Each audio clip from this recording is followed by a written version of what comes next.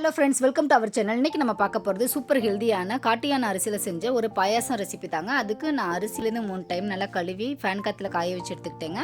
இப்போ இன்னொரு பேனில் ஒயிட் ரைஸ் சேர்த்துக்காங்க. அது கூடவே நம்ம கழுவி வச்சுருக்கிற அரிசியும் சேர்த்து நல்லா ஃப்ரை பண்ணி விட்ருங்க. நான் எதுக்கு ஒயிட் ரைஸ் சேர்த்துருக்கேன்னாக்கா வறுப்பட்டது தெரியணுங்கிறதுக்காக. இது நல்லா வறுப்பட்டு பொரிஞ்சு வர்ற ஸ்டேஜில் நல்லா ஆற வச்சு மிக்ஸி ஜாரில் மாற்றி 1-2 உடச்சி எடுத்துக்கோங்க.